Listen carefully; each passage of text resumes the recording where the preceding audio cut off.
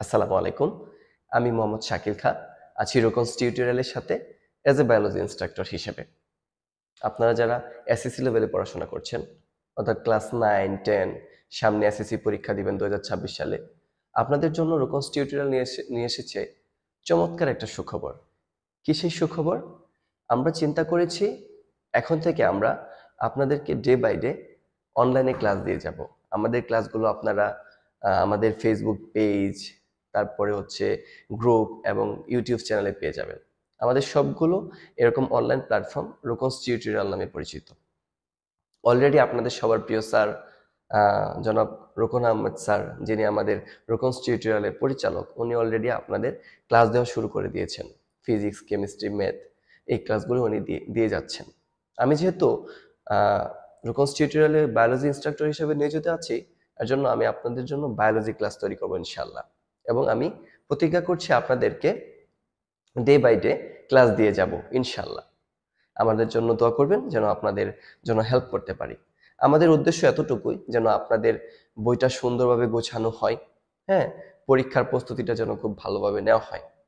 Biology যে শুধু মুখস্থের বিষয় না, হ্যাঁ মুখস্থ করতে হয়, কিন্তু আমরা যদি একটা জিনিস বুঝে মুখস্থ করি তাহলে সেটা সারা জীবন মনে থাকবে। গদবাঁধা মুখস্থ করলে হবে না। আমরা মনে করি যে বায়োলজি জিনিসটাই হচ্ছে মুখস্থ করা, হ্যাঁ, এটা এইভাবে মুখস্থ করে আসলে বেশি দিন কিন্তু মনে রাখা যায় না, কিছুদিন পরে আমরা ভুলে যাই। এর জন্য আমাদের এমন ভাবে পড়তে হবে, এমন ভাবে বুঝে পড়তে হবে যেন ওইটা সারা জীবন মনে থাকে ইনশাল্লাহ। আমি চেষ্টা করব অন্তত একটু বোঝানোর, এমন ভাবে বোঝানোর যেন আপনাদের অন্তত ক্লাস 9, 10 এসএসসি লেভেলের বায়োলজিটা বুঝতে সুবিধা হয়।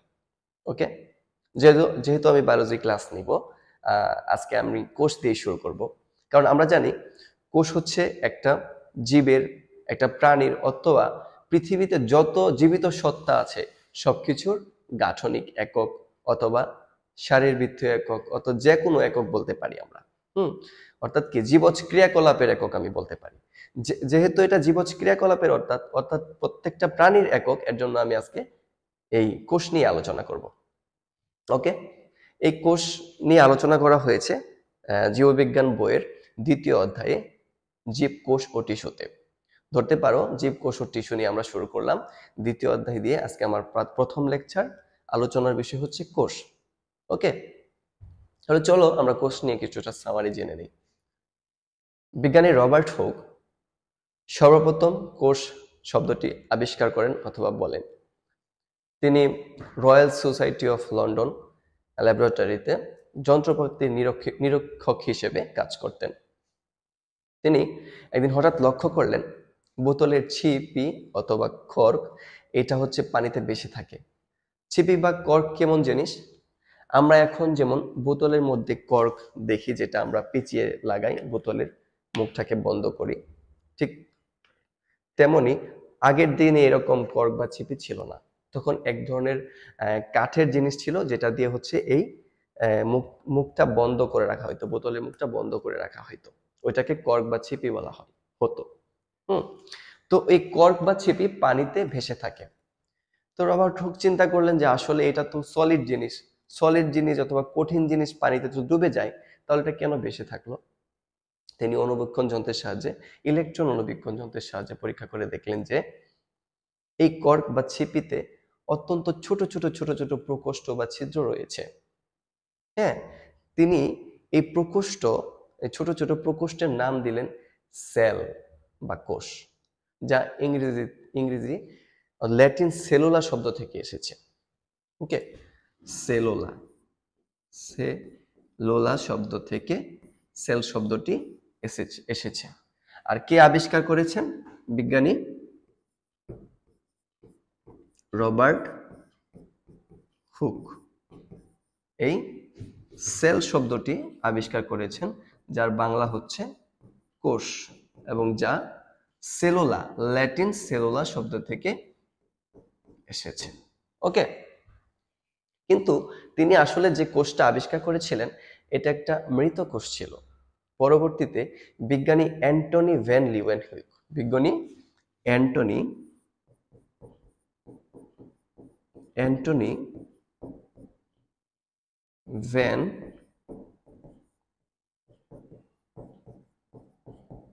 লিউয়েনহুক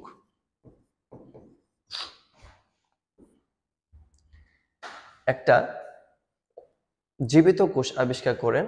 কোষের ভিতরের যে কোষীয় অঙ্গাণু, সাইটোপ্লাজমীয় অঙ্গাণু আছে, এরকম একটা জীবিত কোষ আবিষ্কার করেন। আচ্ছা, আমরা তো বুঝলাম যে কোষ কিভাবে আবিষ্কৃত হয়েছে।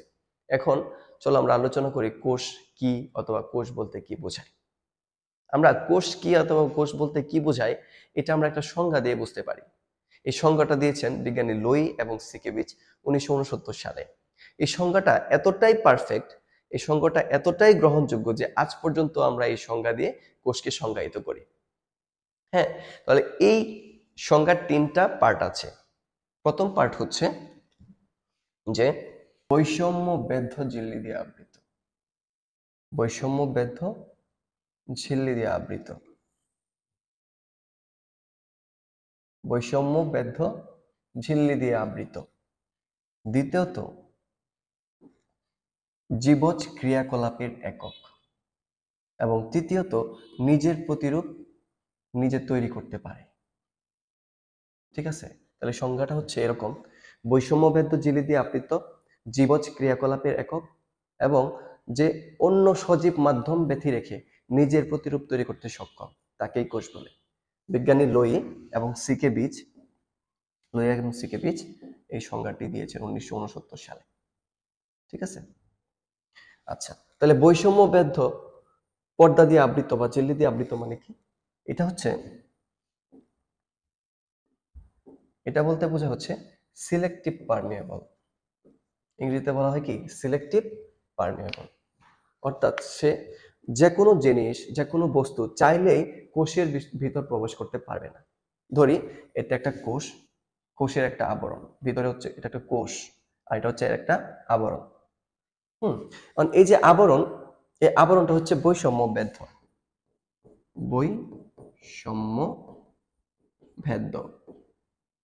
ভেদ্য একটা আবরণ। এই বৈষম্য আবরণ অর্থাৎ সিলেক্টিভ পারমিয়েবল, যার পারমিশন আছে সেই এই কোষে ঢুকতে পারবে, অন্য কেউ পারবে না। যেমন অক্সিজেন আসা যাওয়া করতে পারবে, বিভিন্ন ধরনের আয়ন, সোডিয়াম, পটাশিয়াম, ক্যালসিয়াম, হ্যাঁ, ক্লোরাইড, এগুলো আসা যাওয়া করতে পারবে। তারপর হচ্ছে মানে এগুলো আসা যাওয়া করতে পারবে, যে কেউ চাইলেই কোষের ভিতরে ঢুকতে পারবে না। যাদের পারমিশন আছে তারাই যেতে পারবে, যাদের পারমিশন আছে তারা বের হতে পারবে। পানি আসা যাওয়া করতে পারবে। তো এর জন্য একে বলা হয় বৈষম্য বেদ্ধ। দ্বিতীয়ত হচ্ছে জীবজ ক্রিয়াকলাপের একক। আচ্ছা, জীবজ ক্রিয়াকলাপের একক বলতে কি বোঝায়? জীবজ ক্রিয়াকলাপের একক জিনিসটা কি? এটা হচ্ছে যে প্রত্যেকটা জীবের শরীরে যাই হয় না কেন সবকিছুই কি কোষের মধ্যে ঘটে একক হিসাবে। সবকিছু কোষ থেকেই মানে হয়ে থাকে। যেমন একটা কোষ হচ্ছে একটা জীবের গাঠনিক একক। একটা কোষ একটা শরীরের একটা জীবের শারীরবৃত্তীয় একক। একটা কোষ, প্রত্যেকটা কোষের মধ্যেই শক্তি উৎপন্ন হয়। সেই শক্তি, সেই তাপ শক্তি থেকে আমরা শক্তি পাই, আমরা বেঁচে থাকি। প্রত্যেকটা কোষে শক্তি উৎপন্ন হয়। এর জন্য কোষকে জীবের জীবজ ক্রিয়াকলাপের একক বলা হয়। ঠিক আছে, কয়েকটা উদাহরণ দিয়ে জিনিসটা একটু স্পষ্ট করি। যেমন আমরা যখন বিল্ডিং তৈরি করি, ইটের উপর ইট স্তরে স্তরে দিয়ে কি একটা বিল্ডিং তৈরি করি, একটা ভবন তৈরি করি, তাহলে এই ইট হচ্ছে ওই ভবনের একক। আবার আরেকটা উদাহরণ দিই, আমরা সবাই অবশ্যই নৌকাবাজ প্রতিযোগিতা দেখেছি, স্বচক্ষে না দেখলেও টিভিতে তো দেখেছি। এরকম নেই যে কেউ দেখি নাই নৌকাবাজ প্রতিযোগিতা। নৌকাবাজ প্রতিযোগিতা কি হয়? মাঝিরা বৈঠা দিয়ে পানিতে ধাক্কা দেয় যেন নৌকাটা সামনে অগ্রসর হয় এবং অনেক দ্রুত যাইতে থাকে। একার পক্ষে কি এত দ্রুত যাওয়া সম্ভব ছিল? অনেক মাঝি একসাথে এই কাজটা করে বিধায়, হ্যাঁ, অনেক প্রতিযোগী একসাথে এই কাজটা করে বিধায় এত তাড়াতাড়ি সামনে আগে। ঠিক আছে, কিন্তু প্রত্যেকেই কিন্তু সেম কাজটা করেছে, প্রত্যেকটা প্রতিযোগী কিন্তু সেম কাজটা করছে বিধায় এই নৌকাটা এত দ্রুত সামনে আগাচ্ছে। এখানে প্রত্যেকটা মাঝে কিন্তু ওই যে এত দ্রুত সামনে আগাচ্ছে ওইটার একক। ঠিক আছে, ঠিক তেমনি কোষের মধ্যেও যে শক্তি উৎপন্ন হয় গঠন থেকে শুরু করে সবকিছুর একক হচ্ছে কোষ। এর জন্য কোষকে বলা হয় জীবজ ক্রিয়াকলাপের একক। ওকে, এরপর হচ্ছে নিজের প্রতিরূপ তৈরি করতে পারে। কোষ অন্য সজীব মাধ্যম ব্যতি রেখে, এটা ধরে একটা কোষ, সে অন্য সজীব মাধ্যম ব্যতি রেখে নিজের প্রতিরূপ তৈরি করতে পারে, অর্থাৎ নিজের মতো করেই আর একটা কোষ তৈরি করতে পারে। আমি যদি আয়নার সামনে দাঁড়াই, তাহলে আমি আয়নার সামনে মনে হয় যে আমি পিছনে যেমন মনে হচ্ছে আমার মতো আমি একটা আমি। এই আমিটা যদি একদম সরাসরি বাস্তবে কখনো হবে না, কিন্তু কখনো যদি এরকম হতো যেটা একদম আমার সামনে উপস্থিত, তখন এটাকে বলা হয় প্রতিরূপ। বলা হতো প্রতিরূপ। অর্থাৎ যমজ দুই ভাই বোন হতে পারে প্রতিরূপ, যদি একদম কোনো নিখুঁত একদম একই রকম থাকে। হ্যাঁ, প্রতিরূপ হতে পারে। তো এরকম একটা কোষ থেকে যে আরেকটা কোষ হয় কোষ বিভাজনের মাধ্যমে, হ্যাঁ, যে কোষ থেকে হয়, যে কোষ থেকে আরেকটা কোষ হয়, ওই কোষকে বলে মাতৃকোষ। মাতৃকোষ।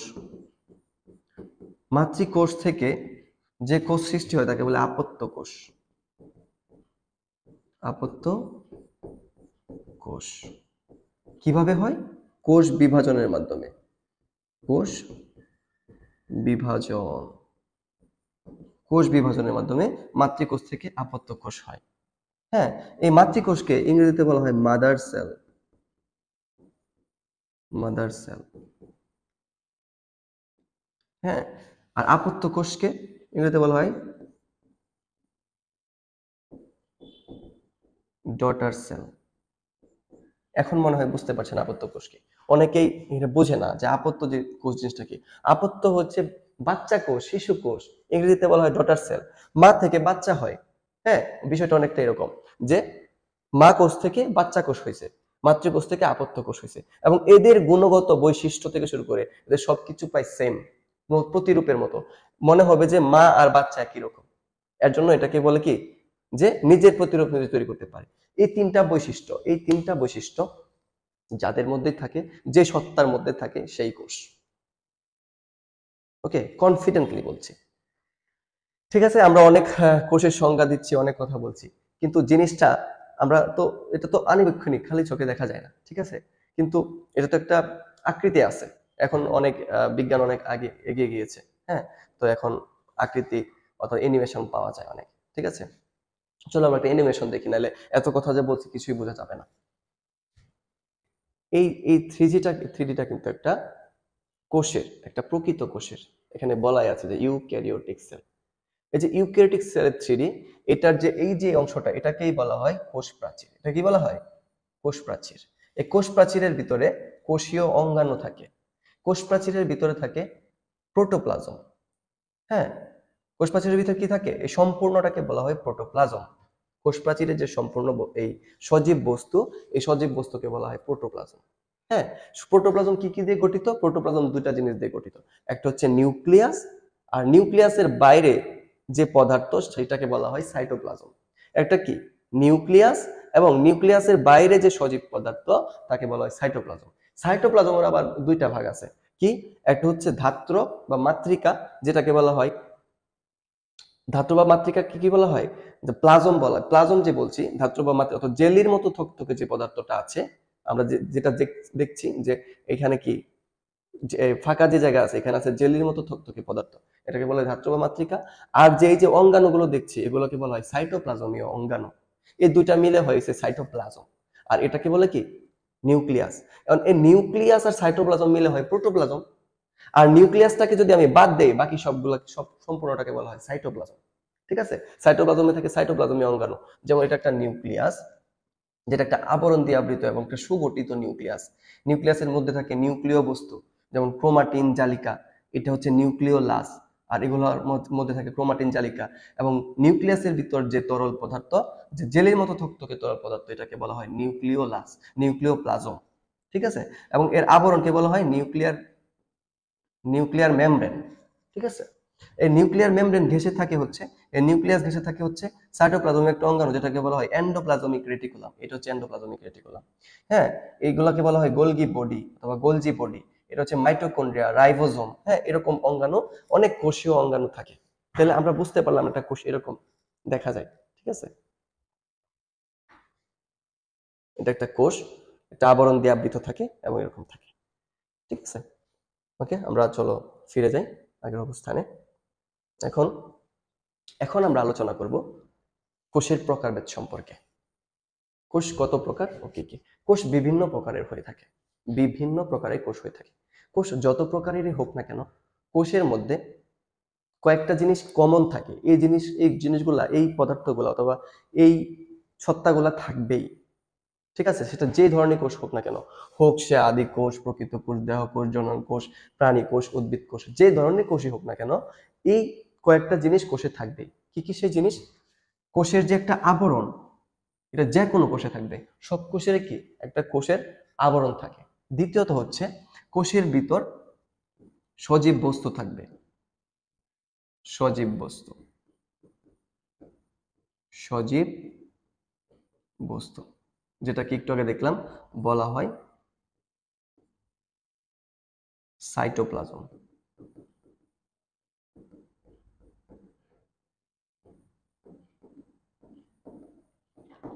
ঠিক আছে? আবার বংশগতি বস্তু থাকবে। বংশগতি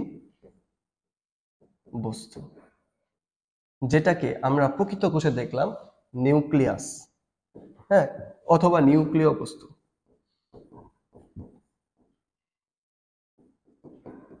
বস্তু গোটা থাকে, যেটাকে বলা হয় ডিএনএ। ডিএনএ এক হচ্ছে আবরণ, এবং এই আবরণটা কিন্তু দ্বিস্তর বিশিষ্ট একটা আবরণ এবং স্থিতিস্থাপক, অর্থাৎ সে নিউক্লিয়াসে যদি পানি ঢুকে সে একটু বড় হইতে পারে, আবার নিউক্লিয়াস থেকে পানি বের হয়ে গেলে সে একটু ছোট হইতে পারে, একটু শ্রিঙ্কেজ হয়ে যায়, এর জন্য এটাকে বলে স্থিতিস্থাপক। ঠিক আছে? অর্থাৎ সে একটু বড় ছোট হইতে পারে। কি এই আবরণটা হচ্ছে একটা দ্বিস্তর বিশিষ্ট একটা স্থিতিস্থাপক আবরণ, এবং সে কি বৈষম্য ভেদ্য, কারণ কি তার মধ্যে যে কেউ ঢুকতে পারে না। এক। দ্বিতীয়ত হচ্ছে সে সজীব বস্তু আছে কোষের মধ্যে, যেটাকে বলা হয় সাইটোপ্লাজম। প্রত্যেকটা কোষেই সাইটোপ্লাজম, সে যে ধরনের কোষই হোক না কেন তার সাইটোপ্লাজম থাকবে।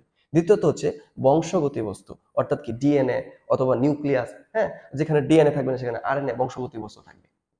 হ্যাঁ, এই তিনটা জিনিস থাকবেই। আরেকটা জিনিস থাকে, সেটা হচ্ছে রাইবোজোম। রাইবোজোম কখনো কোনো কোষের নাও থাকতে পারে, কিন্তু এই রাইবোজোমকে কিন্তু,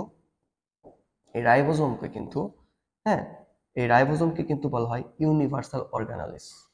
ইউনিভার্সাল অর্গানালিস অর্থাৎ প্রত্যেক কোষেই এটাকে পাওয়া যায়। এই কয়েকটা বস্তু, এই কয়েকটা জিনিস প্রত্যেকটা কোষেই থাকবে, সেটা যেই ধরনের কোষই হোক না কেন। চলো এখন আমরা বইয়ের পড়ায় ফিরে আসি। নিউক্লিয়াস দুই ভাগে বিভক্ত। কি দিয়ে দুই ভাগে বিভক্ত? নিউক্লিয়াস নিউক্লিয়াস গঠনের উপর ভিত্তি করে দুই ভাগে বিভক্ত। গঠনের উপর, কিসের উপর? মনোযোগ দিয়ে এইটা এতটুকু মনে রাখতে হবে, যেটা গঠনের ভিত্তিতে দুই ভাগে বিভক্ত। গঠনের মধ্যে এমন কি হইলো যে সেটা দুই ভাগ অথবা দুই রকমের, এটা নিয়ে আমরা এখন আলোচনা করব। আচ্ছা, কি কি সেই দুই ভাগ? একটা হচ্ছে আদি কোষ, একটা হচ্ছে আদি কোষ, একটা হচ্ছে কি প্রকৃত কোষ। ঠিক আছে? তাহলে আদি কোষ, আদি কোষকে ইংরেজিতে বলা হয় প্রোক্যারিওটিক সেল। এটাকে একটু মুছে ফেলি, এটার আর কাজ নাই তো, মশা জ্বালাইতেছে।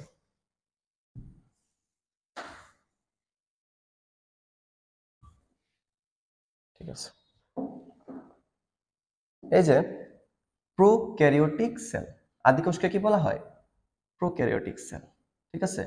আর ইউ প্রকৃত কোষকে বলা হয় হচ্ছে ইউক্যারিওটিক সেল। এই যে prokaryotic cell, eukaryotic cell, and এই যে ক্যারিওটিক, এই যে ক্যারিওটিক শব্দটি, এই যে ক্যারিওটিক শব্দটি, এই ক্যারিওটিক শব্দটি আসছে ক্যারিয়ন থেকে। ক্যারিয়ন থেকে। ক্যারিয়ন মানে কি? ক্যারিয়ন মানে কেন্দ্রিকা, কেন্দ্রিকা বা কেন্দ্রবিন্দু, হুম, বা কেন্দ্রিক, যেটাই বলা হয়, অর্থাৎ কেন্দ্রকে নির্দেশ করে। এখানে এই কোষের ক্ষেত্রে এই কেন্দ্রিকাকে নিউক্লিয়াসকে কেন্দ্রিকা বলা হয়। নিউক্লিয়াস, নিউক্লিয়াসকে কেন্দ্রিকা বলা হয়। কোষের ক্ষেত্রে এই নিউক্লিয়াসকে কি বলা হয়? কেন্দ্রিকা বলা হয়। নিউক্লিয়াস আমরা কোথায় পড়েছি? পদার্থবিজ্ঞানে পড়েছি। পদার্থের ক্ষুদ্রতম একককে কি বলে? পরমাণু। পরমাণুর মানে কেন্দ্রে সমস্ত ভর এবং সমস্ত ধনাত্মক আধান এবং সমস্ত ভর নিহিত থাকে।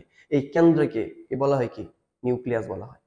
কোষের ক্ষেত্রেও কি কেন্দ্রিকাকে নিউক্লিয়াস বলা হয়। কিন্তু তার মানে এই না যে কোষের শুধু কেন্দ্রেই নিউক্লিয়াস থাকে, কোষের সাইডেও নিউক্লিয়াস থাকতে পারে, শুধু কেন্দ্রে নিউক্লিয়াস থাকে না। আদি উদ্ভিদ কোষের ক্ষেত্রে এত বড় কোষ গহ্বর থাকে যে এর নিউক্লিয়াসটা সাইডে চলে যেতে হয়। ঠিক আছে? তাহলে কি এখানে তাহলে কেন্দ্রিকা বলতে কি বোঝানো হয়েছে, নিউক্লিয়াসকে কেন কেন্দ্রিকা বলা হয়েছে? কারণ নিউক্লিয়াস এই সমস্ত কোষটাকেই নিয়ন্ত্রণ করে, অর্থাৎ এই সমস্ত কোষের কার্যক্রম নিয়ন্ত্রণ করে। নিউক্লিয়াস অনেকটা রাজধানীর মতো, রাজধানী যেমন একটা দেশের সমস্ত কিছু নিয়ন্ত্রণ করে, ঠিক তেমনি নিউক্লিয়াস কোষের সমস্ত কিছু, সমস্ত কার্যাবলী নিয়ন্ত্রণ করে। এর জন্য একে কেন্দ্রিকা বলা হয় অথবা কোষের প্রাণ কেন্দ্র বলা হয়। ওকে, কোষের প্রাণ কেন্দ্র নিউক্লিয়াসকে কি বলা হয়? নিউক্লিয়াসকে কোষের প্রাণ কেন্দ্র বলা হয়, প্রাণ কেন্দ্র। ওকে, আচ্ছা, যেটা পড়ছিলাম যে ক্যারিওটিক শব্দটা আসছে ক্যারিয়ন থেকে, যেটার নাম কেন্দ্রিকা। এখানে কেন্দ্রিকা বলতে নিউক্লিয়াসকে বোঝানো হয়েছে। হ্যাঁ, এখন প্রোক্যারিওটিক মানে কি? এই প্রো শব্দটি মানে কি? এই প্রো শব্দটি মানে হচ্ছে আদি অথবা প্রাক, অথবা হ্যাঁ এখনো ঘটিত হয়নি এরকম কিছু। হ্যাঁ, আদি অথবা প্রাক। আর ক্যারিওটিক মানে কি?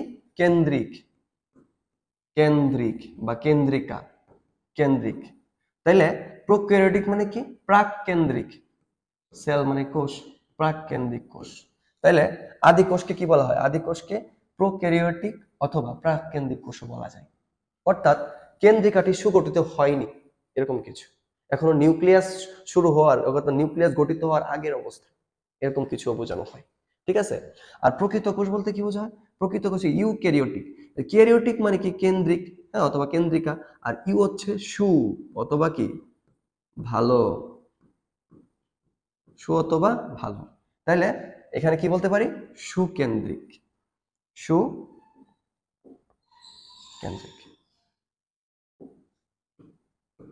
ঠিক আছে, সুকেন্দ্রিক কোষ, আদিকেন্দ্রিক কোষ, সুকেন্দ্রিক কোষ। তাহলে এখানে কি এমন হইলো এটা আদি হয়ে গেল, এটা সু হয়ে গেল, ভালো হয়ে গেল? কেন এই নিউক্লিয়াস যুক্ত, এই নিউক্লিয়াস যুক্ত কোষকে সুকেন্দ্রিক কোষ বলা হবে? কেন এই নিউক্লিয়াস যুক্ত মানে এই আদি কোষকে আদি নিউক্লিয়াস যুক্ত কোষ বলা হবে? কেন বলা হবে? কারণ এখানে গাঠনিক কিছু পার্থক্য আছে, এর জন্য এরকম হয়। চলো আমরা দেখি। যে ধরি এটা একটা কোষ, কোষের একটা নিউক্লিয়াস থাকে। এখন নিউক্লিয়াসটা যদি আবরণ দিয়ে আবৃত থাকে, কি দিয়ে? একটা আবরণ দিয়ে আবৃত থাকে। আমরা একটু আগে বললাম যে নিউক্লিয়াসটা একটা আবরণ দিয়ে আবৃত। এবং সাইডে সাইটোপ্লাজম আছে, অনেক কিছু, সাইটোপ্লাজম আর বাকিটা সাইটোপ্লাজম আছে। এবং নিউক্লিয়াসের মধ্যে নিউক্লিয় বস্তু থাকে, নিউক্লিয়ার রেটিকুলাম, এরপর নিউক্লিওলাস। এই যে নিউক্লিয় বস্তু এবং ভিতরে প্লাজম থাকে, নিউক্লিয় প্লাজম, এগুলো একটা আবরণ দিয়ে আবৃত থাকে। তখন তাকে বলা হয় সুকেন্দ্রিক নিউক্লিয়াস। অর্থাৎ সুকেন্দ্রিক নিউক্লিয়াস কি? যে কোষের নিউক্লিয়াস সুগঠিত, অর্থাৎ একটা আবরণ দিয়ে আবৃত, এবং নিউক্লিয় যে বস্তুগুলো এগুলো সাইটোপ্লাজমে, এই যে সাইটোপ্লাজম, এই যে এই সাইটোপ্লাজমে ছড়ানো থাকে না, হ্যাঁ, তখন তাকে বলে সুকেন্দ্রিক নিউক্লিয়াস অথবা প্রকৃত কেন্দ্রিক নিউক্লিয়াস অথবা ইউক্যারিওটিক সেল। ঠিক আছে। আর আদি কোষ কখন বলা হয়? আদি কোষ তখনই বলা হয় যখন যখন নিউক্লিয়াসটি সুগঠিত নয়। সুগঠিত নয় কখন? যখন তার আবরণ দিয়ে আবৃত থাকে না। এই আবরণটা যখন থাকে না, এই আবরণটা যখন কি থাকে না, এই আবরণটা যখন থাকে না, হ্যাঁ, তখন এই যে নিউক্লিয় যে বস্তুগুলো এগুলো সাইটোপ্লাজমে ছড়ানো থাকে, তখন তাকে বলা হয় আদি কোষ। অর্থাৎ নিউক্লিয় বস্তু একটা সুগঠিত নয়, অর্থাৎ নিউক্লিয়াস সুগঠিত নয় এবং নিউক্লিয় বস্তু সাইটোপ্লাজমে ছড়ানো থাকে, তখন তাকে বলে আদি নিউক্লিয়াস যুক্ত কোষ। শুধু এতটুকুই না যে একটা আবরণ নাই দেখেই যে শুধু আদি, এরকম না, আরো অনেক কিছু পার্থক্য আছে। এতটুকু বোঝার জন্য বলি, একটু ধৈর্য ধরতে হবে, একটু একটু সময় নিয়ে বুঝতে হবে। আদি কোষের যে নিউক্লিয়াস, আদি কোষের যে নিউক্লিয়াসের মধ্যে কি থাকে না? আবরণ থাকে না, সাইটোপ্লাজমে ছড়ানো থাকে। প্রকৃত কোষে কি একটা আবরণ থাকে, এবং কি নিউক্লিয় বস্তু যেগুলো আছে এটা একটা আবরণ দিয়ে আবৃত থাকে। এর জন্য কি সাইটোপ্লাজম থেকে আলাদা থাকে। এর জন্য কি একটু উন্নত এবং সুকেন্দ্রিক বলা হয়, ভালো নিউক্লিয়াস যুক্ত বলা হয়। ঠিক আছে। এই নিউক্লিয়াসের মধ্যে কি থাকে? ক্রোমাটিন জালিকা এবং নিউক্লিওলাস। এই যে ক্রোমাটিন জালিকা, হ্যাঁ, ক্রোমাটিন জালিকা, ক্রোমাটিন জালিকা, এই ক্রোমাটিন জালিকায় মূলত থাকে ক্রোমাটিন জালিকার মধ্যে এই যে তৈরি হয় ক্রোমাটিন জালিকাটা, এটা মূলত তৈরি হয় ডিএনএ এবং হিস্টোন প্রোটিন দিয়ে। হিস্টোন প্রোটিন দিয়ে এই ক্রোমাটিন জালিকাটা কিভাবে তৈরি হয়? ডিএনএ এবং হিস্টোন প্রোটিন দিয়ে। সুকেন্দ্রিক কোষের মধ্যে যে ক্রোমাটিন জালিকা থাকে সেটা তৈরি হয় ডিএনএ এবং হিস্টোন প্রোটিন দিয়ে। এখন আদি কোষেরও কিন্তু ডিএনএ আছে। আদি কোষের কি আছে? ডিএনএ আছে। আর প্রকৃত কোষের ডিএনএ হিস্টোন প্রোটিনের সাথে মিলে ক্রোমাটিন জালিকা তৈরি করে, দ্বিসূত্রক সুতার মতো পেঁচানো জালিকা তৈরি করে। কিন্তু আদি কোষের ক্ষেত্রে কি হয়?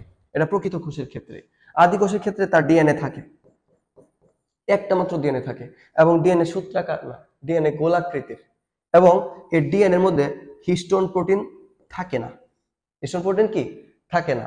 আর যদিও প্রোটিন থাকে সেটা হচ্ছে নন হিস্টোন, নন হিস্টোন, নন হিস্টোন প্রোটিন, হিস্টোন প্রোটিন থাকে, নন হিস্টোন প্রোটিন।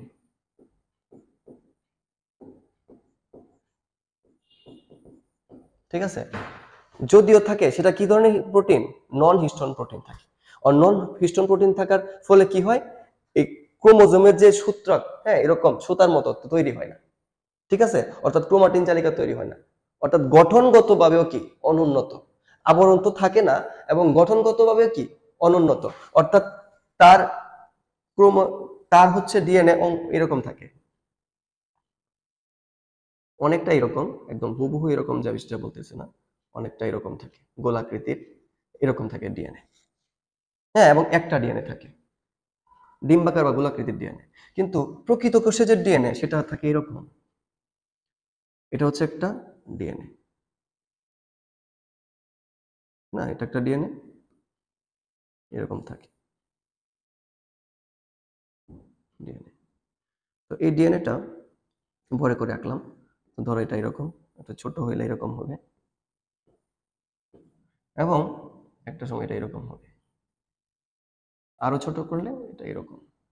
এবং এটার মধ্যে হিস্টোন প্রোটিন থাকে, এরকম হিস্টোন প্রোটিন থাকে, এখানে এরকম হিস্টোন থাকে। ফলে এটা পেঁচানো হয় এরকম হিস্টোন প্রোটিনের কারণে, এটা এরকম, এরকম হিস্টোন প্রোটিন থাকে, এরকম হিস্টোন প্রোটিন থাকে।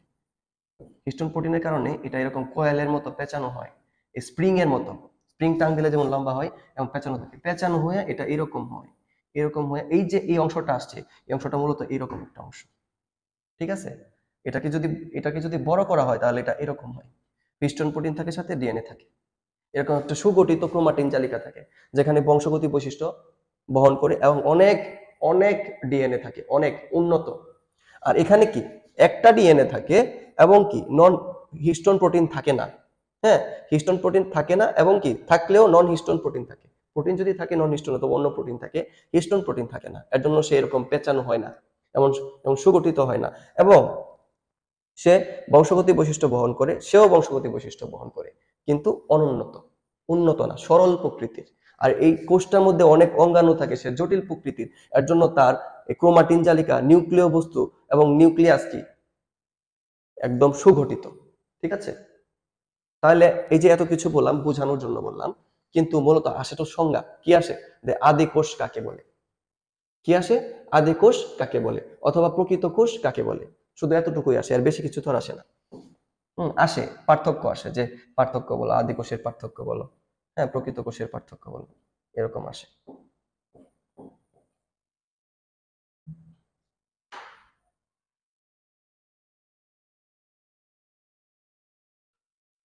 ওকে, তাহলে এটা একটু মুছে ফেলি, তাহলে বাকিটুকু মুছে না ফেললে এখানে একটু স্পেস করে ফেলি। যে আদি কোষ,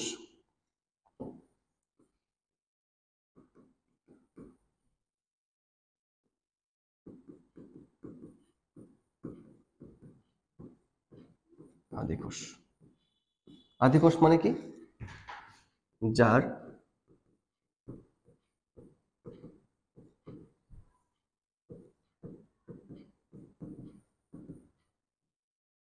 নিউক্লিয়াস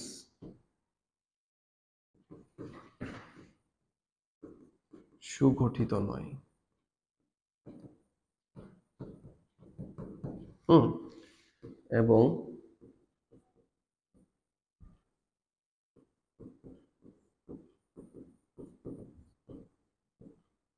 নিউক্লিয়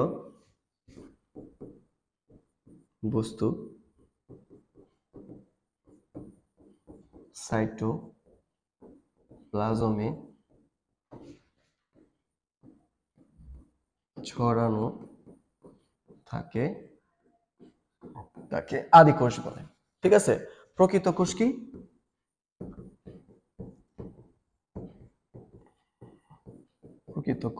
প্রকৃত কোষ হচ্ছে এমন কোষ যার নিউক্লিয়াস সুগঠিত, হ্যাঁ, এবং নিউক্লিয় বস্তু সাইটোপ্লাজমে ছড়ানো থাকে না, না, তাকে বলা হয় প্রকৃত কোষ।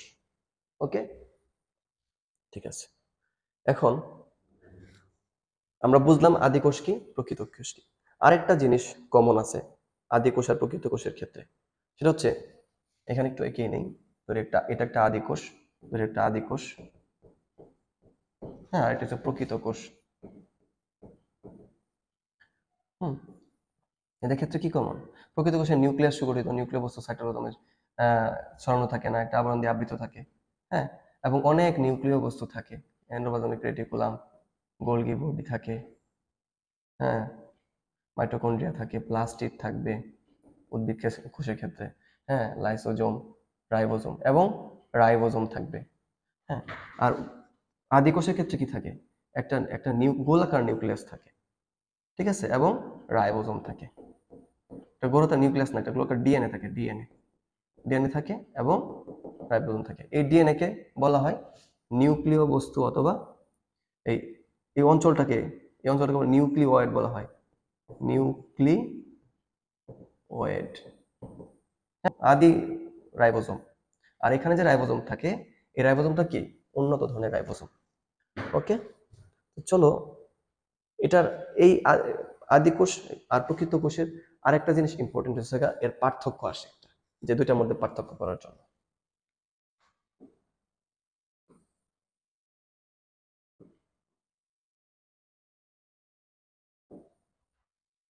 প্রথমত নিউক্লিয়াস,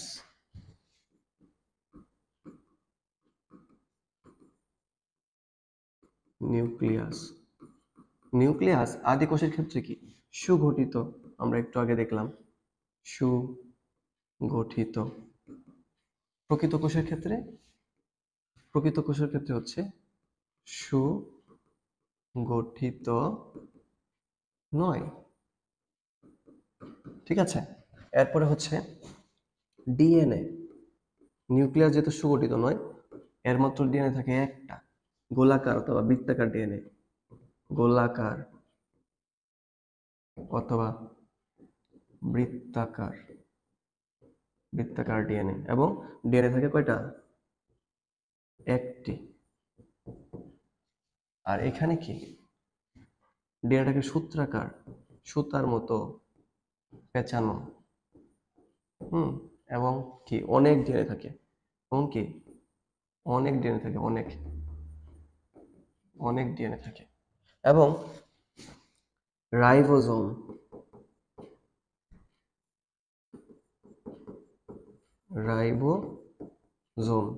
এই একটা মাত্র বস্তু, এই একটা মাত্র সাইটোপ্লাজমীয় বস্তু, যেটা আদি কোষ এবং প্রকৃত কোষ সব জায়গায় থাকে। কারণ এর জন্য রাইবোজোমকে বলা হয় ইউনিভার্সাল অর্গানালি, সার্বজনীন অর্গানালি, সে সব জায়গায় থাকে, ঠিক আছে। আদি কোষে শুধু এই রাইবোজোম থাকে সাইটোপ্লাজমীয় বস্তুর মধ্যে, আর কোনো কিছু থাকে না, কারণ সে হচ্ছে গঠনগতভাবে সরল, তার কাজ কম। প্রকৃত কোষের অনেক কাজ, কারণ উন্নত মানে সব ধরনের জীব হচ্ছে প্রকৃত কোষ দিয়ে গঠিত, ঠিক আছে। এর জন্য রাইবোজোম হচ্ছে কি, এখানে রাইবোজোম থাকে, কিন্তু রাইবোজোমটা থাকে 70s, যেটা 50s এবং 30s এবং 30s রাইবোজোমাল সাব ইউনিট দিয়ে গঠিত, আর আবার আর প্রকৃত কোষের ক্ষেত্রে হচ্ছে রাইবোজোম থাকে হচ্ছে 80s রাইবোজোম, হ্যাঁ, আর 80s রাইবোজোমটা গঠিত হয় 60s আর 40s রাইবোজোম দিয়ে, ঠিক আছে। এরপর হচ্ছে কোষ বিভাজন, কোষ বিভাজন বিভাজন আদি কোষে অ্যামাইটোসিস কোষ বিভাজন হয়, এটা নিয়ে আমরা কোষ বিভাজন, অ্যামাইটোসিস এটা নিয়ে আমরা কোষ বিভাজন অধ্যায়ে আলোচনা করব। আর প্রকৃত কোষে হচ্ছে মাইটোসিস। কিন্তু আমাদের 9-10 বইয়ে মাইটোসিস আর মিওসিস নিয়ে আলোচনা করেছে, অ্যামাইটোসিস নিয়ে আলোচনা করেছে, আর ছোট ক্লাসে ক্লাস 8 আলোচনা করা হয়েছে। মাইটোসিস আর মিওসিস হচ্ছে উন্নত মানের কোষে, অর্থাৎ কি প্রকৃত কোষে, আর অপ্রকৃত কোষে হচ্ছে অর্থাৎ আদি কোষে হচ্ছে কি অ্যামাইটোসিস হয়। আর কোষীয় যে কোষীয় যে শ্বসন হয়, হ্যাঁ শ্বসন, আদি কোষ হয় অবাধ শ্বসন, অবাধ শ্বসন। আর প্রকৃত কোষে হচ্ছে সবাধ শ্বসন, সবাধ শ্বসন। আচ্ছা, এই অবাধ শ্বসন কি আর সবাধ শ্বসন কি? সবাধ শ্বসন হচ্ছে এমন একটা শ্বসন যে শ্বসনের জন্য লাগেও দুইটা জিনিস অত্যাবশ্যক, একটা হচ্ছে তার মাইটোকন্ড্রিয়া লাগবে, দ্বিতীয়ত হচ্ছে তার অক্সিজেন লাগবে। সবাধ শ্বসনের 4টা ধাপ, 4টা ধাপের লাস্টে 3টা গুরুত্বপূর্ণ ধাপই হয় মাইটোকন্ড্রিয়া। কার উপস্থিতিতে? অক্সিজেনের উপস্থিতিতে। এখন আদি কোষে যদি অক্সিজেনও থাকে আদি কোষের, যেখানে আছে ধরো এখানে অক্সিজেন আছে, কিন্তু কি নাই? মাইটোকন্ড্রিয়া নাই। সুতরাং এখানে কি হবে না? অবাধ শ্বসন হবে না। কিন্তু প্রকৃত কোষে কি মাইটোকন্ড্রিয়া আছে, এর জন্য অক্সিজেনের উপস্থিতিতে কি হবে? সবাধ শ্বসন হবে। এখন কোনো জায়গায় যদি অক্সিজেন না থাকে, যদি কোনো কারণে অক্সিজেন না থাকে, তাহলে এখানে অবাধ শ্বসন হবে। কারণ শুধু মাইটোকন্ড্রিয়া দিয়ে তো সবাধ শ্বসন হবে না, কারণ অক্সিজেনও লাগবে। অক্সিজেন যদি না থাকে, তখন সেখানে এই প্রকৃত কোষে অবাধ শ্বসন সম্ভব। কিন্তু প্রথমত কার কি হয়? সবাধ শ্বসন হয়। কারণ এই দুইটার যে কোনো একটা না থাকলে কি হবে? সবাধ শ্বসন হবে না, অবাধ শ্বসন হবে। ঠিক আছে? তাহলে প্রকৃত কোষে তো মাইটোকন্ড্রিয়া থাকে, আদি কোষে মাইটোকন্ড্রিয়া থাকে না। আদি কোষে কি থাকে? শুধু একটা বৃত্তাকার ডিএনএ আর রাইবোজোম থাকে। আর প্রকৃত কোষে কি থাকে? নিউক্লিয়াস থাকে, এন্ডোপ্লাজমিক রেটিকাম থাকে। মোট কথা এখানে কি এই মাইটোকন্ড্রিয়া থাকে, তারপরে হচ্ছে এরকম গোলগি বডি থাকে, লাইসোজোম থাকে, হ্যাঁ সব ধরনের কোষীয় অঙ্গাণু থাকে। ঠিক আছে? তো এই হচ্ছে পার্থক্য, স্ক্রিনশট নিয়ে নিতে পারো পার্থক্যটা। এতটুকু লিখলেই পার্থক্য হয়ে যাবে, মূল কথাগুলো এখানেই লেখা হয়ে গেছে। ঠিক আছে? ওকে, এটা একটা চিত্র। তো আদি কোষ আর প্রকৃত কোষ যদি এতক্ষণ আলোচনা করলাম, একটা অ্যানিমেশন অথবা একটা সিরিজ যদি দেখে নেই, তাহলে এটা ভালো হবে। এই যে এটা একটা প্রাককেন্দ্রিক কোষ। দেখো প্রাককেন্দ্রিক কোষের কি অবস্থা, যে তার কোনো কোষীয় অঙ্গাণু নাই, তার নিউক্লিয়াস নাই, নিউক্লিয় বস্তু যেটা ডিএনএ, এটা সাইটোপ্লাজমে ছড়ানো।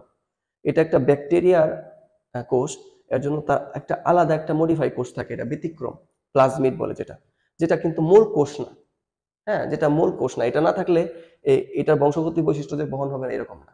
এর বংশগতি বৈশিষ্ট্য ঠিকই ডিএনএতে থাকে। এটা একটা প্রোটেকটিভ একটা জিনিস, যেটা অ্যান্টিবায়োটিকের বিরুদ্ধে কাজ করে।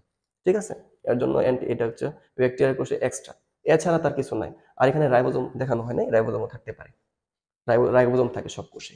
তো এটা একটা সরল কোষ, ঠিক না? এর কোনো নাই, জটিলতা নাই। কিন্তু প্রকৃত কোষের দিকে যদি তাকাই, দেখেন প্রকৃত কোষ কত জটিল। প্রকৃত কোষের তার নিজস্ব একটা নিউক্লিয়াস আছে, একটা আবরণ দিয়ে আবৃত সুগঠিত নিউক্লিয়াস আছে, এবং নিউক্লিয় বস্তু সাইটোপ্লাজমে ছড়ানো নাই। এবং নিউক্লিয়াস থেকে তৈরি হয় এন্ডোপ্লাজমিক রেটিকুলাম আছে। হ্যাঁ, এন্ডোপ্লাজমিক রেটিকুলাম, যে যেগুলো হচ্ছে রাইবোজোম, এগুলো কি? এগুলো রাইবোজোম আছে। এবং এই যে গোলগি বডি অথবা গোলজি অ্যাপারেটাস, হ্যাঁ, তারপরে হচ্ছে এই যে মাইটোকন্ড্রিয়া আছে, তারপরে লাইসোজোম, আরো অনেক কিছু। আর এগুলোকে বলা হচ্ছে কোষীয় কঙ্কাল। কোষে 3 ধরনের কঙ্কাল থাকে, মাইক্রোটিউবিউল, মাইক্রোফিলামেন্ট, ইন্টারমিডিয়েট ফিলামেন্ট, এরকম 3 ধরনের কঙ্কাল থাকে, যা কি করে? কোষকে দৃঢ়তা প্রদান করে। ঠিক আছে? তো অনেক কিছু আছে। ঠিক আছে? প্রকৃত কোষ আদি কোষ কত পার্থক্য, আশা করি এখন বুঝতে পারছো। ওকে, চলো এখন চলে যাই। এখানে আরেকটা বিষয় ছিল, সেটা হচ্ছে এই যে এখানে হিজিবিজি করে অনেক কিছু এটাকে একদম বাদ করে ফেলেছি। এটাকে একটু মুছি। আরেকটা বিষয় ছিল হচ্ছে যে কাজের ভিত্তিতে কোষ 2 ধরনের। ওকে, কাজের ভিত্তিতে কাজের ভিত্তিতে কোষ 2 ধরনের। কি সেই 2 ধরনের? একটা হচ্ছে দেহকোষ, আর একটা হচ্ছে জনন কোষ। জনন কোষ। মারলে অত মায়া লাগে, এর জন্য মারি না রে। ঠিক আছে, একটা হচ্ছে দেহকোষ, একটা কি জনন কোষ। দুই ধরনের কোষ। দেহকোষকে বলা হয় সোমাটিক সেল।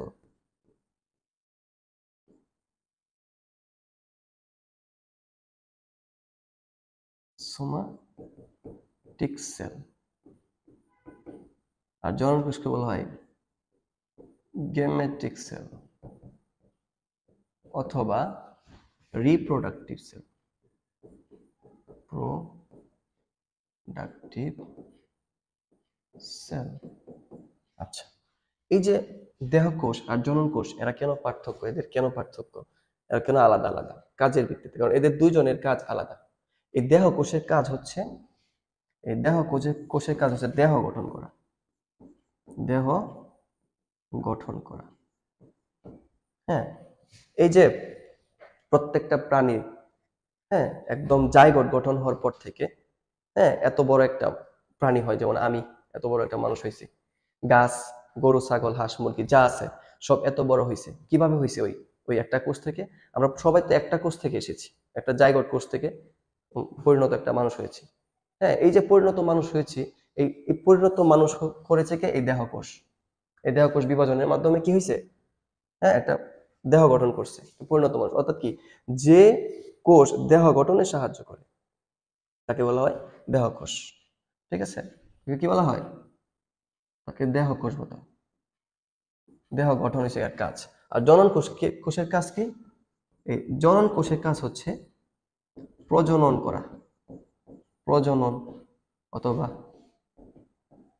যৌনক্রম করা, হ্যাঁ, অথবা কি বংশ বিস্তার করা, বিস্তার। এদের কাজ কি? বংশ বিস্তার করা। কার কাজ? এই জনন কোষের কাজ বংশ বিস্তার করা। অর্থাৎ একটা মা থেকে যখন বাচ্চা হয়, মা থেকে বাচ্চা হওয়ার যে প্রসেস, এই প্রসেসটা করেছে জনন কোষ।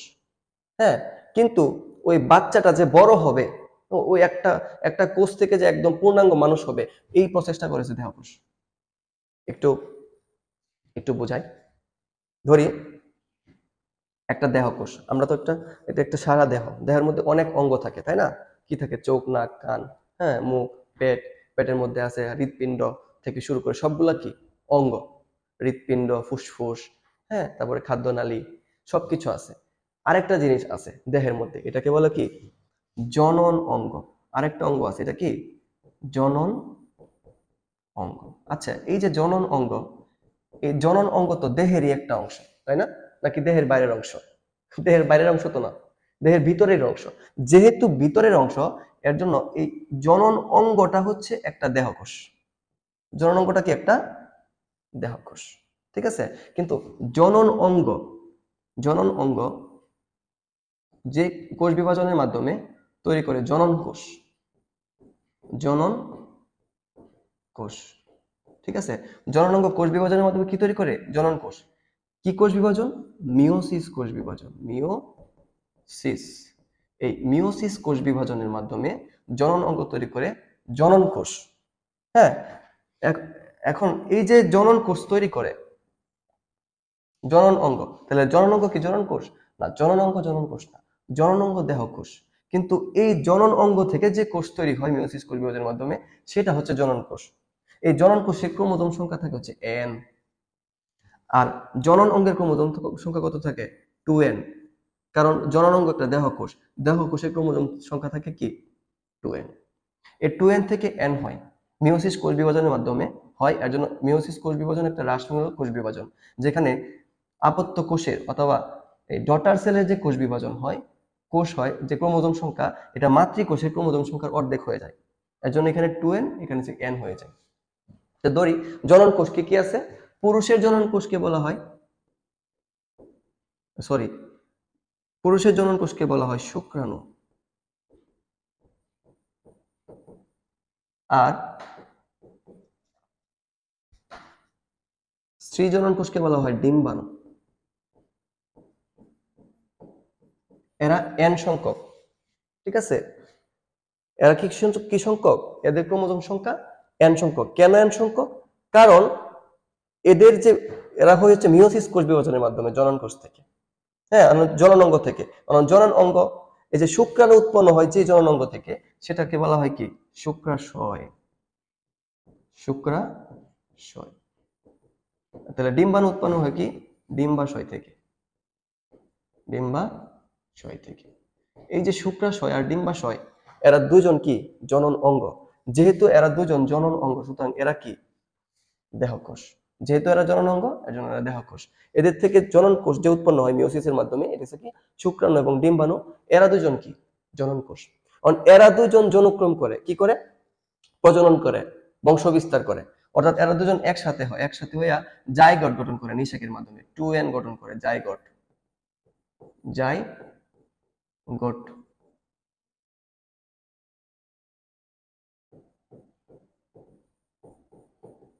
জাইগোট গঠন করে 2n এর মাধ্যমে। এই শুক্রাণু ডিম্বাণু মিলন করে কি হয়? জাইগোট গঠন করে। জাইগোট হচ্ছে প্রথম দেহকোষ। জাইগোট কি? প্রথম দেহকোষ, যেটা মায়ের জরায়ুতে উৎপন্ন হয়, ঠিক আছে? জাইগোট কি? প্রথম দেহকোষ। কার থেকে উৎপন্ন হয়েছে? এই যে শুক্রাণু এবং ডিম্বাণু থেকে। এবং এটা যেহেতু প্রথম দেহকোষ, এটা থেকেই প্রাণের উৎপত্তি হয়।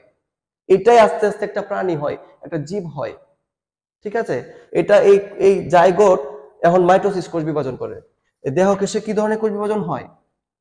মাইটোসিস। মাইটোসিস কোষ বিভাজনের মাধ্যমে দেহকোষ কি করে? তার শরীর গঠন করে, ঠিক আছে?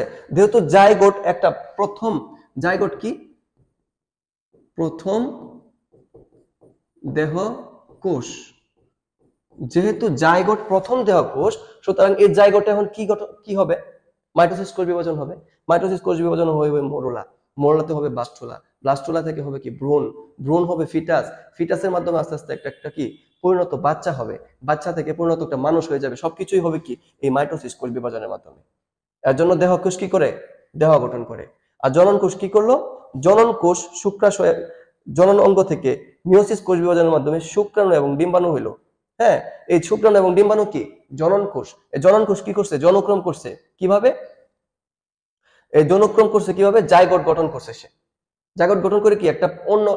আরেকটা প্রাণের অস্তিত্ব দিকে নিয়ে গেছে। এখন এই প্রাণের অস্তিত্ব আস্তে আস্তে কি? একটা প্রাণ হয়ে গেছে। জাইগোট আস্তে আস্তে কি? একটা পরিণত মানুষ হয় কোষ বিভাজনের মাধ্যমে, ঠিক আছে? তাহলে কি দেহকোষ কি করে? দেহকোষ হচ্ছে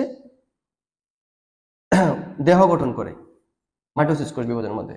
জনন কোষ কি করে? জনন কোষ প্রজনন করে, যৌনক্রম করে, বংশ বিস্তার করে, এক প্রাণী থেকে আরেক প্রাণী তৈরি করে, ঠিক আছে? ওকে,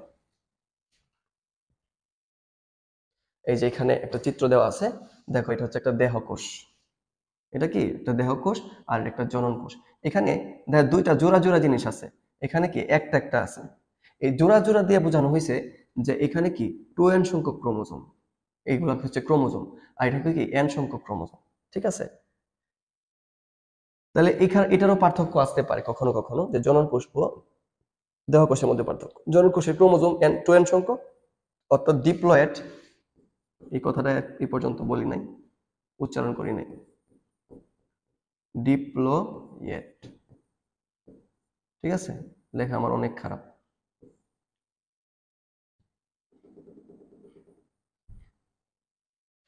টু এন সংখ্যক অর্থাৎ ডিপ্লয়েড। আর এন সংখ্যক মানে কি? হ্যাপ্লয়েড। হ্যাপ্লয়েড, ঠিক আছে? Diploid, haploid. এরপরে কি? দেহকোষ কি করে? দেহ গঠন করে, দেহ গঠন। আর জনন কোষ কি করে?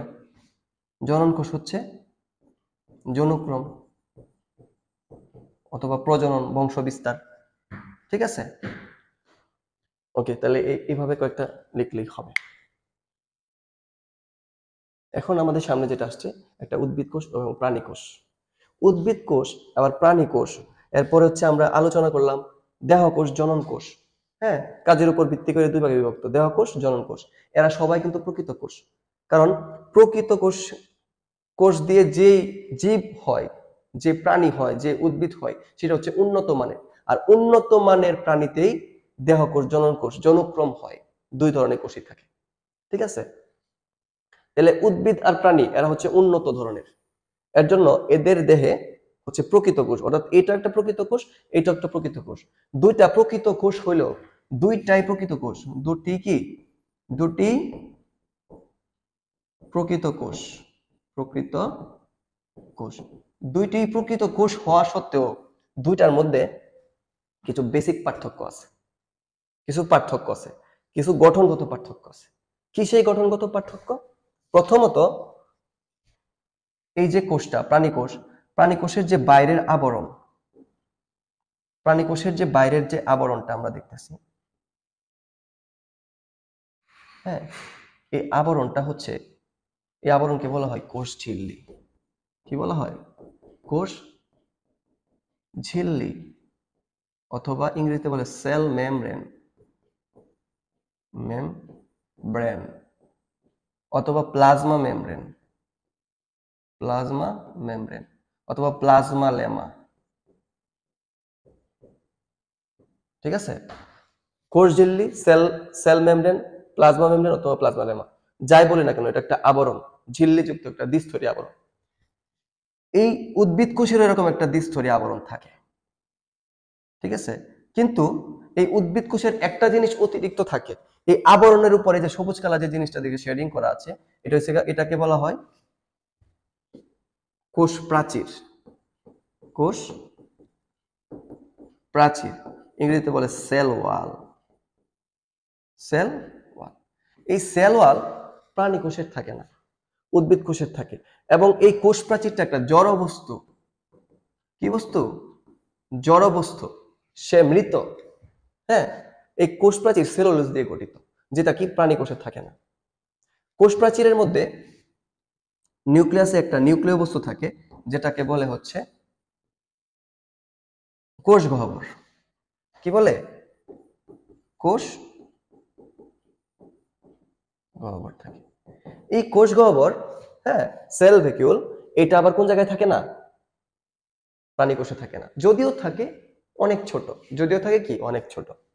ঠিক আছে, আবার আমরা জানি উদ্ভিদ খাদ্য প্রস্তুত করতে পারে, কোনো প্রাণী খাদ্য প্রস্তুত করতে পারে না, কিন্তু উদ্ভিদ খাদ্য প্রস্তুত করতে পারে। কারণ উদ্ভিদের থাকে ক্লোরোপ্লাস্ট। উদ্ভিদের কি থাকে? ক্লোরোপ্লাস্ট। এই ক্লোরোপ্লাস্ট পানির সাহায্যে সূর্যালোকের উপস্থিতিতে খাদ্য তৈরি করে, শর্করা জাতীয় খাদ্য তৈরি করে। তাহলে উদ্ভিদে কি থাকে? ক্লোরোপ্লাস্ট থাকে। এই যে ক্লোরোফিল, ক্লোরোফিল, ক্লোরোফিল থাকে। যে ক্লোরোফিল, দুঃখিত, ক্লোরোফিল থাকে, যে ক্লোরোফিল পানির সাহায্যে সূর্যালোকের উপস্থিতিতে শর্করা জাতীয় খাদ্য তৈরি করে, ফটোসিনথেটিক পদ্ধতিতে। ঠিক আছে, সালোক সংশ্লেষণ পদ্ধতিতে। এখন কেন করে? এই ক্লোরোফিল থাকে বিদায়। এই ক্লোরোফিল কোন জায়গায় থাকে? এই ক্লোরোফিল, এই যে সবুজ ক্লোরোপ্লাস্ট, এই ক্লোরোপ্লাস্টে থাকে, ক্লোরোপ্লাস্টে থাকে, ক্লোরোপ্লাস্টে। যেই ক্লোরোপ্লাস্ট এই প্রাণী কোষে থাকে না, বিদায় প্রাণী খাদ্য উৎপন্ন করতে পারে না। তাহলে উদ্ভিদের কি কি থাকে? উদ্ভিদের এক, কোষ প্রাচীর থাকে, যেটা প্রাণীর থাকে না। উদ্ভিদের কোষ গহ্বর থাকে, যেটা প্রাণীর থাকে না, যদি থাকে অনেক ছোট। আবার উদ্ভিদের ক্লোরোপ্লাস্ট থাকে, কারণ ক্লোরোপ্লাস্টের মধ্যে ক্লোরোফিল থাকে, যে খাদ্য উৎপন্ন করে। হ্যাঁ, কিন্তু যেটা কার নাই? যেটা প্রাণীর নাই, এর জন্য প্রাণী খাদ্য উৎপন্ন করতে পারে না। তাহলে এই তিনটা জিনিস কার নাই? প্রাণী কোষে নাই। এখন প্রাণী কোষে কিছু জিনিস আছে যেটা উদ্ভিদ কোষে নাই, যেমন সেন্ট্রিওল। যেমন কি? সেন্ট্রিওল কার আছে? প্রাণী কোষের আছে, কিন্তু কার নাই? উদ্ভিদ কোষের নাই। মজার না ব্যাপারটা? উদ্ভিদ কোষের কি নাই? সেন্ট্রিওল নাই। এই সেন্ট্রিওল কি করে? এই সেন্ট্রিওল কোষ বিভাজনে হেল্প করে, কোষ বিভাজনে, কোষ বিভাজনে সাহায্য করে। কি করে জানো? প্রোমেটাফেজ পর্যায়ে দুইটা সেন্ট্রিওল দুই জায়গায় চলে যায় এবং স্পিন্ডল যন্ত্র, নাশপাতি আকৃতির, মাকো আকৃতির স্পিন্ডল যন্ত্র তৈরি করে। ঠিক আছে, এবং এস্টার রে বিকিরণ করে। অর্থাৎ কি? সে কোষ বিভাজনে সাহায্য করে। আর এগুলা কেন তৈরি করে? কারণ এই যে মাঝখানে যে ক্রোমোজোম গুলা থাকে, এই ক্রোমোজোম গুলারে এরা টানে নিজের দিকে নিয়ে কোষ বিভাজনে সাহায্য করে, যাতে এই মাঝখান থেকে এটা ভাগ হয়ে যায়। ঠিক আছে, এই কাজগুলো কে করে? সেন্ট্রিওল করে। এটা কার নাই? এটা উদ্ভিদ কোষে নাই, এটা প্রাণী কোষে আছে সেন্ট্রিওল। ওকে, এরপরে এখানে দেখা যাচ্ছে এরকম ভাঁজ ভাঁজ, এটাকে বলা হয় মাইক্রোভিলাই। এই মাইক্রোভিলাই মাইক্রোভিলাই এই মাইক্রোভিলাইটা প্রাণী কোষে থাকে, উদ্ভিদ কোষে থাকে না। ঠিক আছে, কারণ উদ্ভিদ কোষের যেই সেল ওয়ালটা এমন ভাবে থাকে এই কোষ ঝিল্লির সাথে যে এটার এরকম ভাঁজ হতে পারে না, কিন্তু প্রাণী কোষের ক্ষেত্রে এরকম ভাঁজ থাকে। যে জায়গার মধ্যে এরকম ভাঁজ থাকে প্রাণী কোষের কোষ প্রাচীরটা, এটাকে বলা হয় মাইক্রোভিলাই। ওকে, তাহলে আমি অনেক বিচ্ছিন্নভাবে লিখছি, বা যদি পার্থক্য আসে তাহলে মোটামুটি 5টা পার্থক্য তো লিখাই যাবে। কি কি? প্রথম হচ্ছে এখানে কোষ প্রাচীর থাকে, এখানে থাকে না। এখানে হচ্ছে কি কোষ গহ্বর থাকে, এখানে থাকে না, থাকলে অনেক কি ছোট। প্রাণী কোষে কি কোষ গহ্বর থাকে না, থাকলে অনেক ছোট।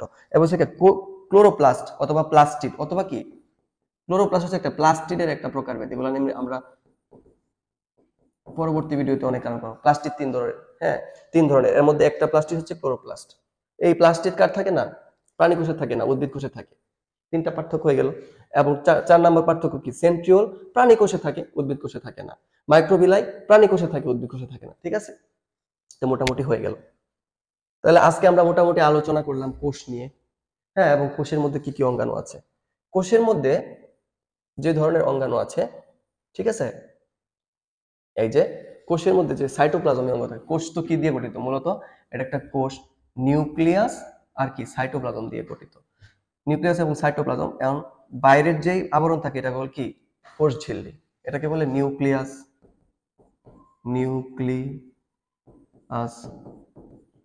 আর নিউক্লিয়াস ব্যতীত বাকি অংশটাকে বলে সাইটোপ্লাজম।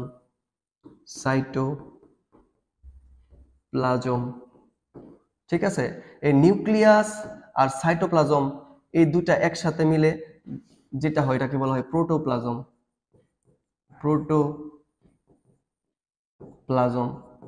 ঠিক আছে, নিউক্লিয়াস ছাড়া প্রোটোপ্লাজমের বাকি অংশকে বলা হয় সাইটোপ্লাজম। এর জন্য সাইটোপ্লাজম আর নিউক্লিয়াসকে বলা হয় প্রোটোপ্লাজম। এখন এখান থেকে যদি, তাহলে কি এই সম্পূর্ণ জিনিসটা কি একটা প্রোটোপ্লাজম। এবং কোষ ঝিল্লি যেটাকে আমরা বলি সেল মেমব্রেন বা কোষের আবরণ, যেটা প্লাজমা মেমব্রেন যেটা বলি না কেন, এই কোষ ঝিল্লি সহ সাইটোপ্লাজম এবং নিউক্লিয়াসকে বলা হয় প্রোটোপ্লাজম।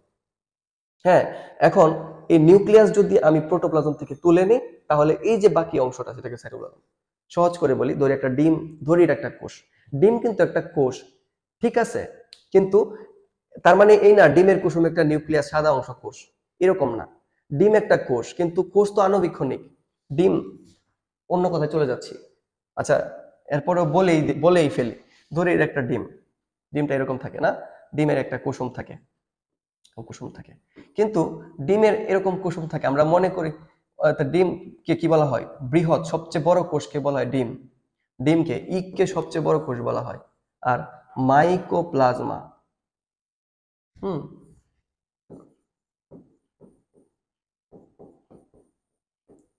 মাইকোপ্লাজমাকে বলা হয় কি? মাইকোপ্লাজমাকে বলা হয় সবচেয়ে ক্ষুদ্রতম কোষ, এবং সবচেয়ে এটা একটা ব্যাকটেরিয়া, একমাত্র ব্যাকটেরিয়া যাদের কোষ প্রাচীর নাই। সব ব্যাকটেরিয়ারই কোষ প্রাচীর থাকে, কিন্তু একমাত্র মাইকোপ্লাজমা কি থাকে না? কোষ ঝিল্লি থাকে না।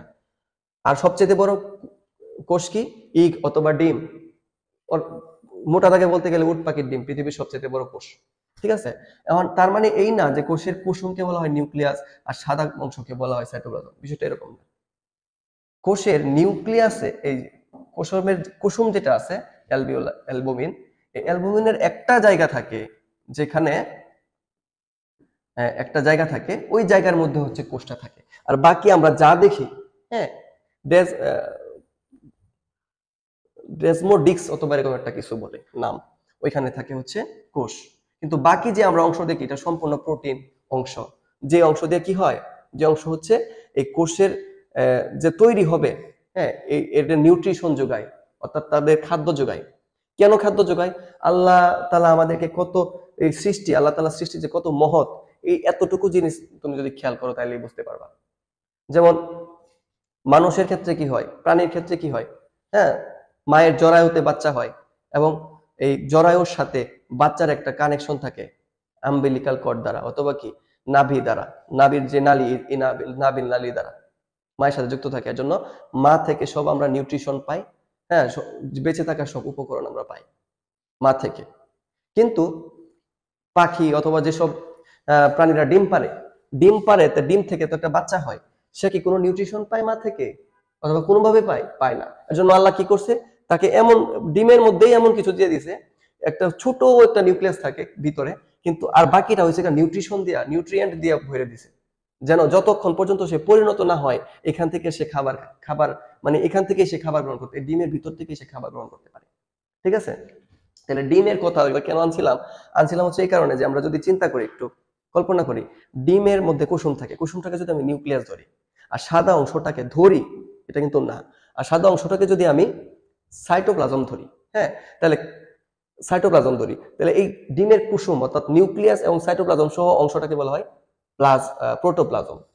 ঠিক আছে, এখন এই প্রোটোপ্লাজম থেকে যদি আমি নিউক্লিয়াসটাকে অর্থাৎ কি ডিমের কুসুমটাকে যদি তুলে ফেলি, তাহলে যে সাদা অংশটা থাকে এটাকে আমি ধরতে পারবো কি সাইটোপ্লাজম। ঠিক আছে, অর্থাৎ ডিমের কুসুম নিউক্লিয়াস সহ এই সম্পূর্ণ সাদা অংশকে বলা হয় প্রোটোপ্লাজম, আর নিউক্লিয়াস ছাড়া বাকিটাকে বলা হয় সাইটোপ্লাজম। আর প্রোটোপ্লাজম হচ্ছে কোষের সজীব বস্তু, যেহেতু কোষঝিল্লি একটা সজীব বস্তু অর্থাৎ জীবিত জিনিস, এর জন্য এই সম্পূর্ণ অংশকে বলা হয় প্রোটোপ্লাজম। হ্যাঁ, সম্পূর্ণ অংশকে কি বলা হয়, প্রোটোপ্লাজম বলা হয়। প্রোটোপ্লাজম কি, প্রোটোপ্লাজম হচ্ছে জীবের ভৌতভিত্তি। আমি মানে কি বলতেছি যে প্রোটোপ্লাজম হচ্ছে প্রাণী কোষের ক্ষেত্রে এই প্রোটোপ্লাজমকে একটা কোষ বলা হয়। প্রাণী কোষের ক্ষেত্রে কি একটা প্রোটোপ্লাজমকে একটা কি বলা হয়, কোষ বলা হয়।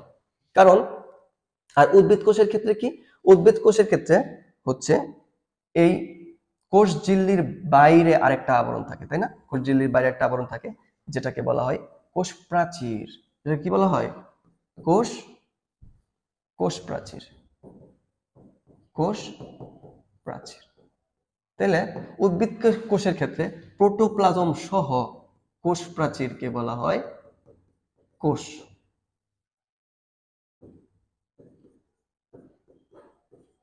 ঠিক আছে, প্রাণী কোষের ক্ষেত্রে কি প্রোটোপ্লাজমকেই বলা হয় কোষ, কিন্তু উদ্ভিদ কোষের ক্ষেত্রে প্রোটোপ্লাজম সহ কোষ প্রাচীরকে বলা হয় কোষ। এখন অনেকেই প্রশ্ন করতে পারেন, স্যার তাহলে প্রোটোপ্লাস্ট কি জিনিস, কি প্রোটোপ্লাস্ট কি জিনিস? এই যে এখানে আমি এটা ব্যাখ্যা করতে চাইছিলাম। প্রথম দিন ক্লাস নিচ্ছি তো একটু হেজিটেটেড হয়ে যাচ্ছি, কথা গলিয়ে ফেলতেছি, জীবনের প্রথম অনলাইন ক্লাস, এর জন্য এরকম হচ্ছে। ঠিক আছে, মনে করবেন না, ইনশাআল্লাহ নেক্সট টাইম একটু ভালো করে প্রস্তুতি নিয়ে ক্লাস করার চেষ্টা করব।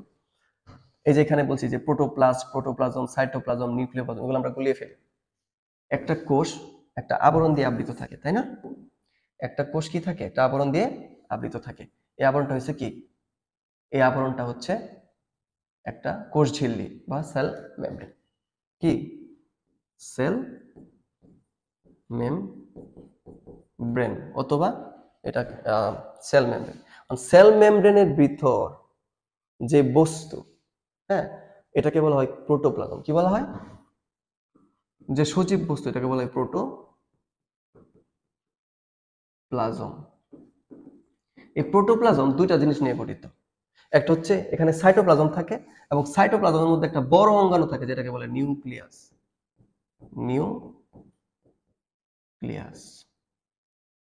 এখন নিউক্লিয়াসের মধ্যে নিউক্লিয়াসের মধ্যে যে জেলির মতো পদার্থ থাকে সেটাকে বলা হয়, নিউক্লিয়াসের ভিতরে জেলির মতো থকথকে যে অর্ধস্বচ্ছ তরল পদার্থ থাকে সেটাকে বলা হয় হচ্ছে নিউক্লিওপ্লাজম। ঠিক আছে, আর সাইটোপ্লাজম কি, ব্যতীত প্রোটোপ্লাজমের বাকি অংশকে বলা হয় সাইটোপ্লাজম।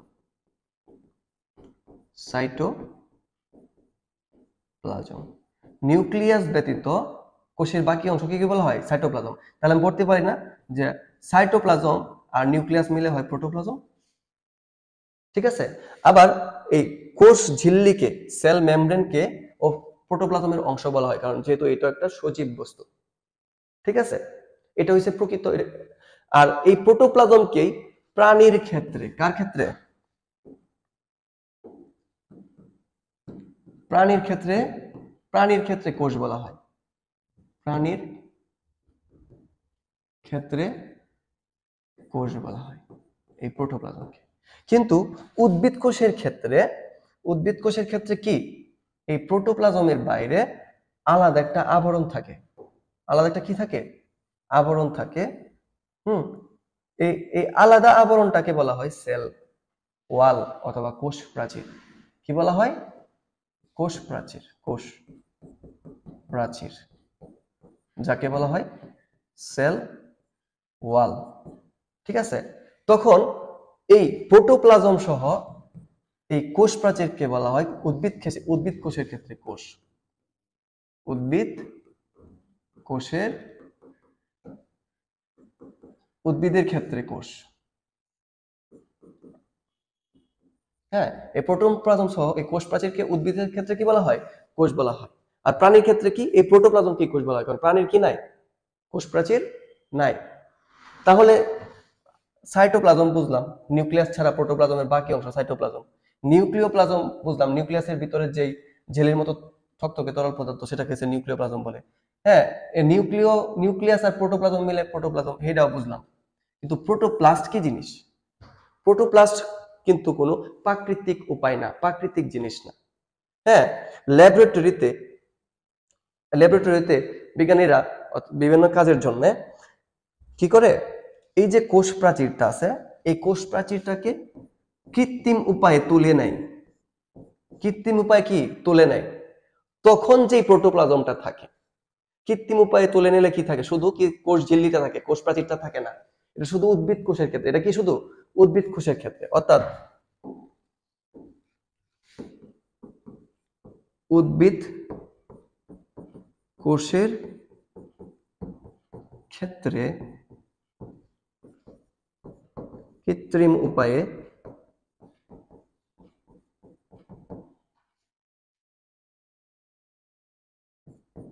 কোষের কোষ প্রাচীর সরিয়ে নিলে যা পাওয়া যায় তাই কি প্রোটোপ্লাস্ট, তাই প্রোটোপ্লাস্ট। প্রাণী কোষের ক্ষেত্রে যেটা প্রোটোপ্লাজম, উদ্ভিদ কোষের ক্ষেত্রে যদি কৃত্রিম উপায়ে এই কোষ ওয়ালটা, হ্যাঁ সেল ওয়ালটা, কোষ প্রাচীরটা সরিয়ে নেওয়া হয়, উদ্ভিদের কোষ প্রাচীরটা যদি সরিয়ে নেওয়া হয় তখন তাকে বলে প্রোটোপ্লাস্ট। ঠিক আছে? আশা করি প্রোটোপ্লাস্ট, প্রোটোপ্লাস্ট কোনো প্রাকৃতিক, প্রোটোপ্লাস্ট কি কোনো প্রাকৃতিক পদ্ধতি না, এটা ল্যাবরেটরিতে তৈরি করা হয়। উদ্ভিদ কোষের ক্ষেত্রে এরকম হয়। মূলত হচ্ছে ব্যাকটেরিয়ার কোষ প্রাচীর আলাদা করা হয়, ব্যাকটেরিয়ার কোষ প্রাচীর আছে, ছত্রাকের কোষ প্রাচীর আছে, হ্যাঁ উদ্ভিদের মতো, একমাত্র প্রাণীর কোষ প্রাচীর নাই। ঠিক আছে? ওকে, আর একটু আলোচনা করে আজকে শেষ করে ফেলবো। কোষের মধ্যে কোষের মধ্যে অনেক অঙ্গাণু থাকে, কোষের মধ্যে কি অনেক অঙ্গাণু থাকে, যেমন এই যে এখন বয়ে যায়, কোষের মধ্যে অনেক অঙ্গাণু থাকে। এই যে এখানে আমরা দেখতে পাচ্ছি এটা একটা উদ্ভিদ কোষ, এটা একটা প্রাণী কোষ, কত সুন্দর দেওয়া। হ্যাঁ, এই উদ্ভিদ কোষে দেখেন কত অঙ্গাণু, নিউক্লিয়াস আছে, নিউক্লিয়াসের সাথে নিউক্লিয়াস থেকে তৈরি হয় এন্ডোপ্লাজমিক রেটিকুলাম। হ্যাঁ, তারপর হচ্ছে কি, এটা হচ্ছে কি একটা, এটা হচ্ছে একটা কি, এটা একটা কি, এটা হচ্ছে একটা প্লাস্টিড, ক্লোরোপ্লাস্ট, প্লাস্টিডের একটা একটা প্রকার। হ্যাঁ, তারপর হচ্ছে এটা মাইটোকন্ড্রিয়া, এটা গোলগি বডি, এখানে ওরকম অনেক কোষেও কি অঙ্গাণু আছে। আচ্ছা, এখন এগুলো সবাই ঝিল্লিযুক্ত না, এগুলো সবাই কি ঝিল্লিযুক্ত না, কিছু ঝিল্লি ছাড়াও আছে। হ্যাঁ, কিছু ঝিল্লি ছাড়াও আছে। এই যে এর জন্য সাইটোপ্লাজম অঙ্গাণুকে দুই ভাগে ভাগ করা হয়, অর্থাৎ যাদের আবরণ আছে তাদেরকে তাদেরকে বলা হয় কি ঝিল্লিযুক্ত অঙ্গাণু, আর যাদের আবরণ নাই, যাদের আবরণ আছে তাদেরকে বলা হয় ঝিল্লিযুক্ত অঙ্গাণু, আর যাদের আবরণ নাই তাদেরকে বলা হয় ঝিল্লিবিহীন অঙ্গাণু। ঠিক আছে? এখানে মাইটোকন্ড্রিয়া, দেখতে অনেকটা এইরকম, মাইটোকন্ড্রিয়া, প্লাস্টিড দেখতে অনেকটা এরকম,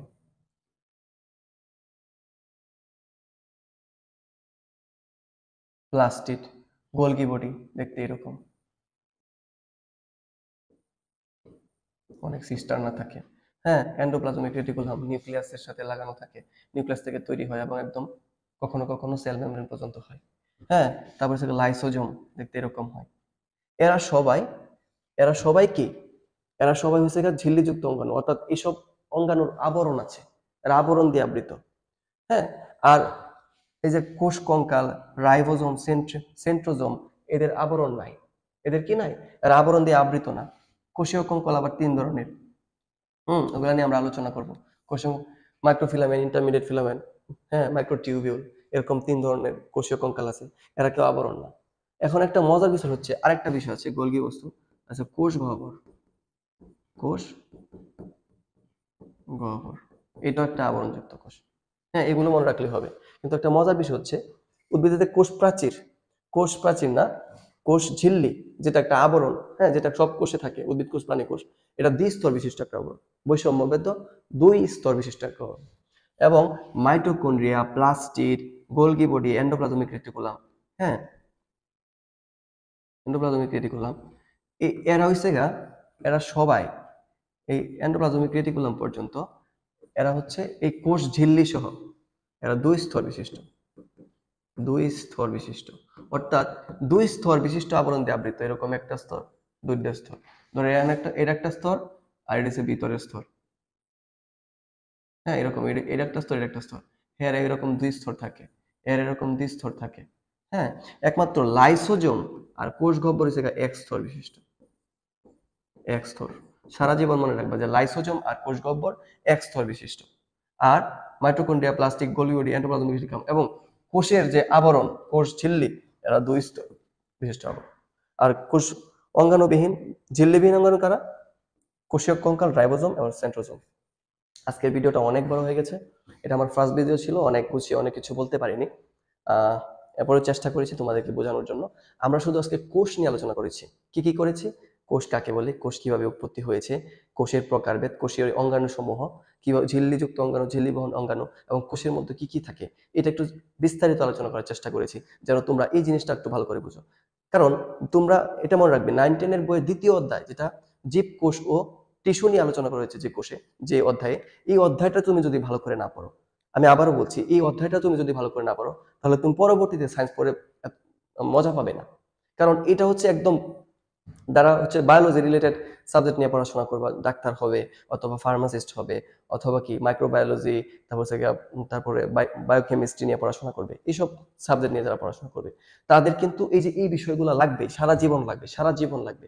হ্যাঁ, এর জন্য একটু বিস্তারিত পড়ালাম।